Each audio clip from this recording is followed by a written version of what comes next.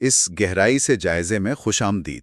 آج ہم James clear کے مشہور کتاب ایٹامک ہیبٹس اس کا جائزہ لے رہے ہیں۔ مقصد یہ ہے کہ کتاب میں جو عملی مشورے ہیں اور عادات کیسے بنتی ہیں، اس کے پیچھے جو اہم نظریات ہیں ان کو سمجھیں، خاص طور پر یہ کہ کیسے وہ چھوٹی چھوٹی روزمرہ کی تبدیلیاں بڑی کامیابیوں تک لے جا سکتی ہیں۔ تو کتاب کا جو سب سے بنیادی خیال ہے وہ یہ ہے کہ بڑی کوئی ڈرامائی تبدیلیوں کے بجائے چھوٹی مسلسل بہتری پر توجہ دیں۔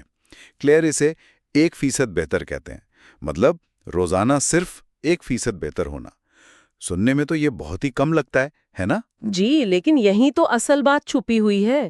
یہ 1% بہتری شاید روزانہ تو محسوس نہ ہو، مگر وقت کے ساتھ جب یہ جمع ہوتی ہے نا، تو اس کا اثر حیران کن ہوتا ہے۔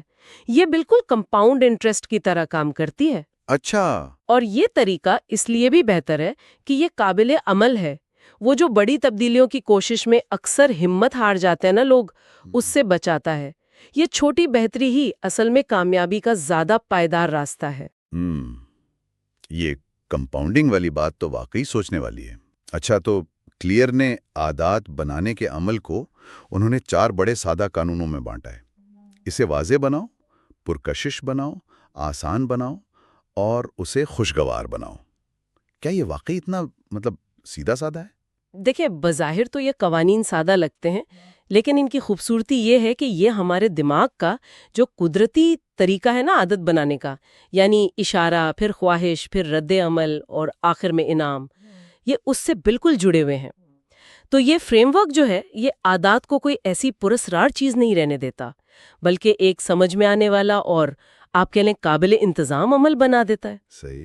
اس سے ہمیں کنٹرول مل جاتا ہے ایک طرح سے۔ اور ان قوانین کو عملی بنانے کے لیے کتاب میں کئی حکمت عملیہ بھی بتائی گئی ہیں۔ مجھے خاص طور پر وہ شناخت پر مبنی عادات والا تصور بہت دلچسپ لگا۔ یعنی صرف نتائج پر نہیں بلکہ اپنی شناخت بدلنے پر زور دیں گا۔ بالکل، اور شاید یہ کتاب کا سب سے آپ کہیں گہرا نقطہ ہے۔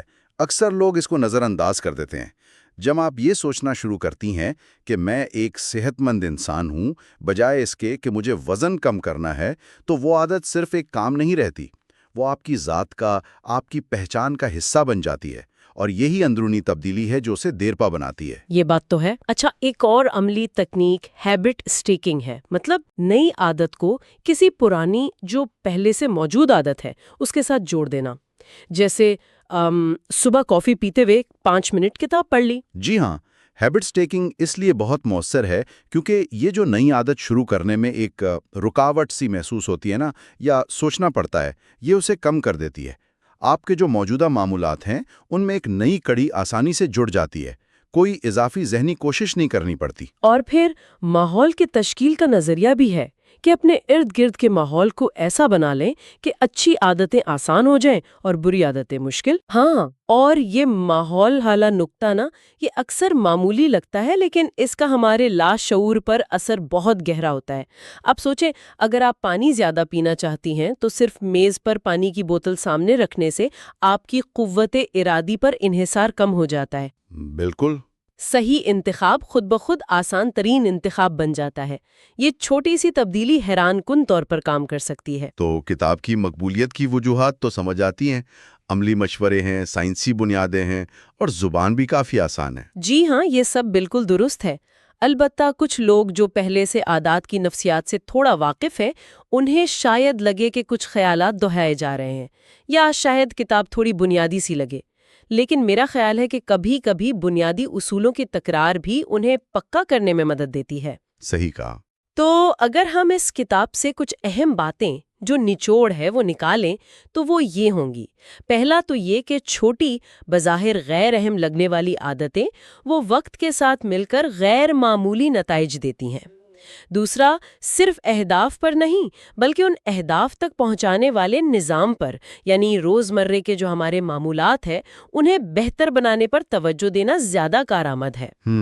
اور تیسرا، ہمارا ماحول، ہمارے ارد گرد کی چیزیں، وہ ہماری عادات پر خاموشی سے مگر بہت گہرائی سے اثر انداز ہوتی ہیں۔ تو خلاصہ یہ ہوا کہ ایٹامک ہیبٹس ہمیں چھوٹی قابل عمل تبدیلیوں کے ذریعے مستقل نتائج حاصل کرنے کا ایک بڑا منظم اور سائنسی طریقہ بتاتی ہیں۔ اور آخر میں ایک سوال چھوڑ جاتے ہیں سوچنے کے لیے۔